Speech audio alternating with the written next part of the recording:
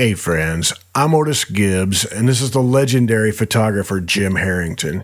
He's going to tell you the story behind this iconic photograph that he took of Merle Haggard.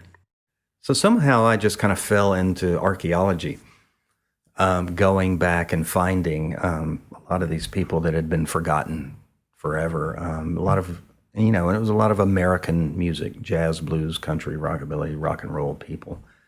And then No Depression magazine came out. Out of Seattle. Grant Alden and Peter Blackstock. And Grant took a liking to me and understood my plight of trying to get access to these people. And so they didn't have a big budget, but he was great at hiring. He knew exactly what I wanted to do, finding these old people. And he could say, hey, the magazine wants Jim Herrington. So it just gave me carte blanche to go shoot. So he was always, anytime there was an old person, he would hire me. And he had Merle Haggard coming up for an interview. I said, so I got the job and I went out to Temecula, California, which is where he was playing at a casino gig, but that's where he could do it. So I flew to LA, drove way down to Temecula, and it's just ugly as shit out there, or at least where I went, where the casino was, just this horrible parking lot in a white corrugated metal shed, kind of. But I had my big 4x5 camera. I was doing everything on 4x5 all the time back there, under the blanket, on the tripod. So Merle came out to the bus, or maybe he was already in the bus, and I went to his bus, whatever it was. We ended up in the bus and smoked some pot. And he had to feel me out a little bit. But we got along because, I like music and I can always talk music, and that's always gotten people to settle down, that I'm not just some guy from Parade magazine or something. Remember Parade magazine, kids? So we had a little dialogue talking about, Bakersfield country and stuff like that. And he's like, okay, this guy's all right. So we went outside and somebody's kid was out there on a big wheel. And we get off the bus kind of high, and Merle goes and gets on the big wheel. And somewhere I've got pictures of that, but I've misplaced them. I've got Merle Haggard on a big wheel. But anyway, for the cover of the magazine, which should have been Merle on a big wheel, but instead I ended up shooting this photo right over here, over my shoulder. Can we see that in the camera? You have to trust me. And, shooting a big 4x5 camera, those cameras take a lot more light. And so shutter speeds are longer. You need to have it on a tripod. The way that I've always used them is with a very short depth of field, meaning the focus is not deep, it's very shallow. So here I was shooting someone stoned and old. And so I had the camera on there, and I always got to tell people, you got to hold really still. Even after I come out from under the blanket, you got to keep holding still. I'm going to close this, open the film, cock the shutter, I'm going to do all this stuff, keep holding still, and then I'll tell you when. And people can never do this. They're waving, and you always get one in focus shot for 9 out of focus shots. But I did all the thing, turn, cock the thing, and it's like a 1 second long shutter speed, because now it's like the sun is already set. I mean, it's very bright California sky, but the sun is already below the horizon.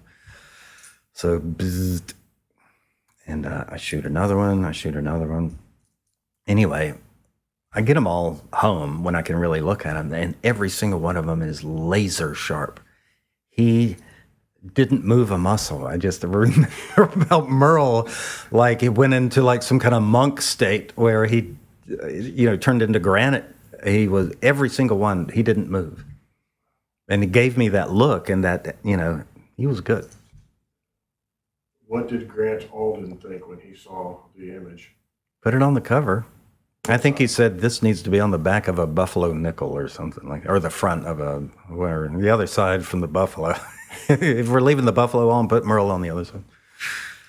I'm shooting. It was going to be nighttime soon, and I'm shooting. I don't even think I took lights. It's really reckless to show up to shoot a job with this big rickety 4x5 camera of a major star. You don't know how they're going to react. I mean, I always had good reactions, but you're very much being specific. There's not a net for that kind of photography, really. So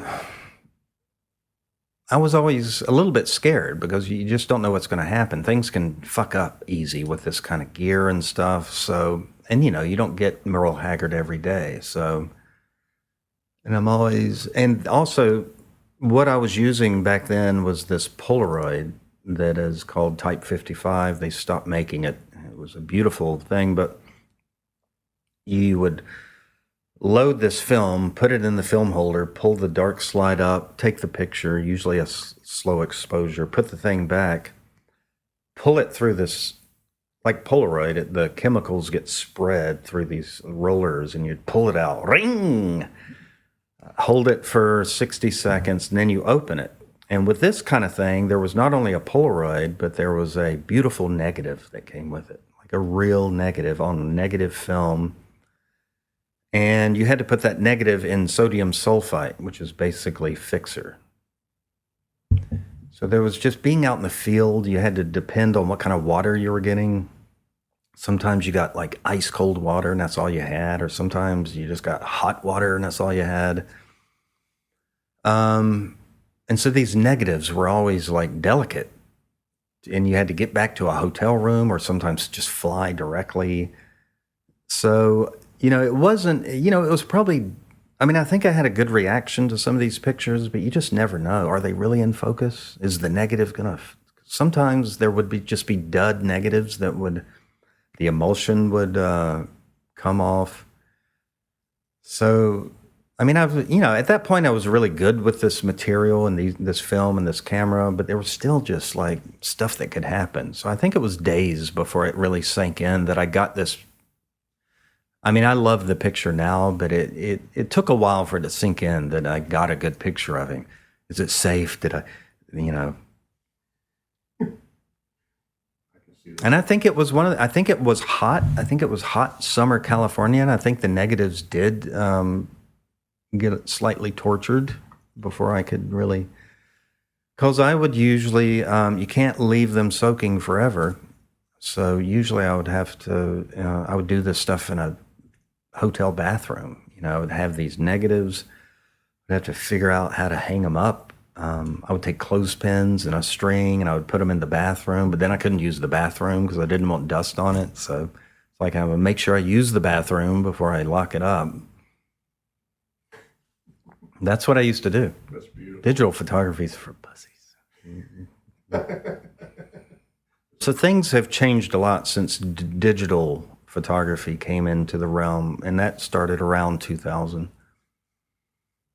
Before 2000, people were still shooting film. So a lot of stuff has changed since about, and also 9/11. It seems like the digital camera world really happened after 9/11 happened. I don't know why. A lot of things changed, but yeah, even in the 90s, which that was with Merle, people just, when you break out that 4x5 camera, they feel like they're getting their picture taken.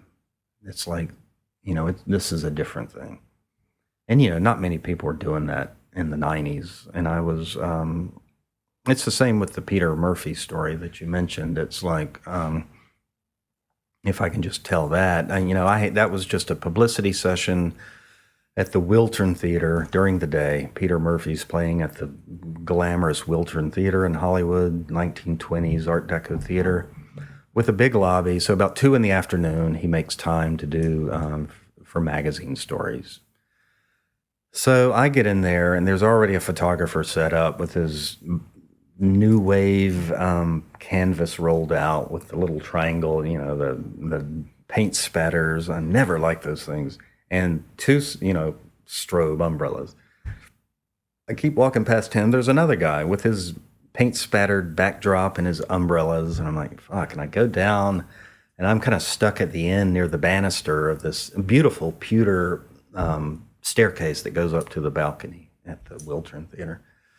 So what I had was this 8x10 camera, like not even 4x5, but 8x10. So it's stretched out. To do a close-up shot, you have to extend the bellows. You know, this is one of those cameras that look like an accordion with the bellows. So it's stretched out this big.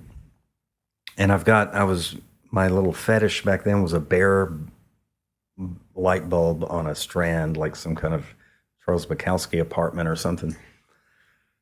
So I remember him when he came in, like, you know, he kind of looked down the row of photographers. He's like, no, he looked at me. He's like, what's that? So he did the photos with the guy and did photos with the guy, and he kind of worked his way down to me. He's just kind of looking at this big camera. But people react. They feel, it feels important to them maybe. So I think Merle had, you know, there's never a bad reaction with a big piece of gear like that. People feel, I think it makes them feel like they're, you know, ooh, it's like an oil painting they're doing of me or something. And just the process is different because they're used to, come on, baby, or whatever. And this is like, don't fucking move. I'm going away for a while under this blanket. You won't see me for a bit. So I think it shakes him up. I think I think he enjoyed it. I mean, we both got kind of high. When neither one of us were talking that much, I think we're just gonna, let's do some pictures. I'll post a link in the top comments so you can see some of Jim's photographs.